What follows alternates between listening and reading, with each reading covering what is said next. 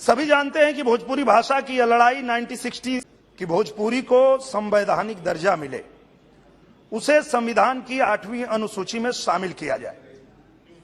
लाल यादव निरहुआ जी, माननीय सदस्य का ये पहला संबोधन है संसद। धन्यवाद अध्यक्ष जी। मैं आज पहली बार सदन में बोल रहा हूं, तो अगर मुझसे कोई त्रुटि हो जाए तो आप सब लोग मुझे क्षमा कीजिएगा। माननीय अध्यक्ष जी, कहा जाता है कि भाषा हमारे अस्तित्व का मूल है। हम अपनी भाषा में बेहतर तरीके से सोच समझ और अभिव्यक्त कर पाते हैं। महात्मा गांधी जी ने भी मातृभाषा के प्रति कृतज्ञ होने की बात कही है।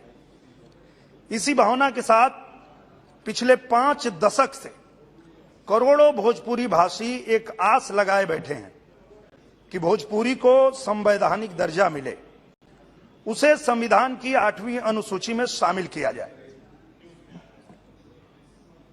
लेकिन भोजपुरी का इंतजार खत्म नहीं हो रहा है। कभी तो भाषा के भेद का पाठ पढ़ाकर, तो कभी नियमों की अस्पष्टता का हवाला देकर भोजपुरी भाषियों की मांग पूरी नहीं होने दी गई। अध्यक्ष जी, भारत से अलग मॉरिशस की पहल पर यूनेस्को ने भोजपुरी संस्कृति के गीत गौनई को सांस्कृतिक विरासत का दर्जा दिया, लेकिन पहले के केंद्र की सरकारों ने कभी कोई ठोस प्रयास नहीं किया। मोदी जी की सरकार ने सकारात्मक पहल करते हुए केंद्रीय संस्कृति मंत्रालय ने भोजपुरी फिल्म समारोह का आयोजन किया, जिसके लिए मोदी सरकार जी का करोड़ों भोजपुरी भाषी हृदय से धन्यवाद करते हैं। सभी जानते हैं कि भोजपुरी भाषा की यह लड़ाई 1967 से जारी है।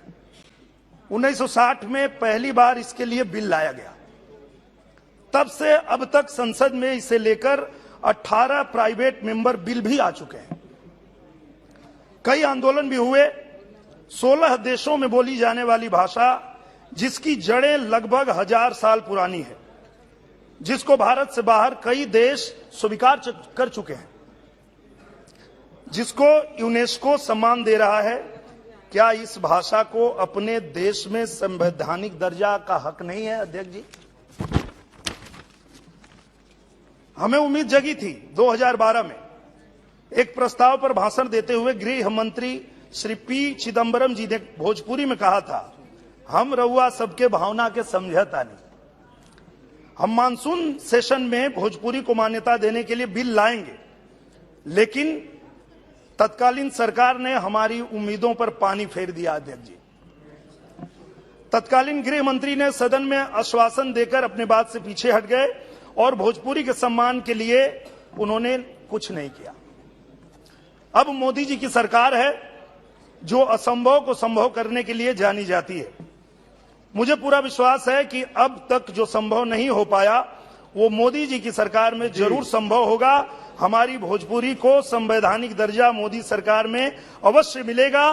माननीय अध्यक्ष जी, हमें पूरा भरोसा है कि सदन मेरी बातों को गंभीरता से विचार करेगा। आपने मुझे इतना समय दिया और सम्मानित सदस्य साथियों ने सुना, इसके लिए मैं सभी का बहुत बहुत आभार व्यक्त करता हूं।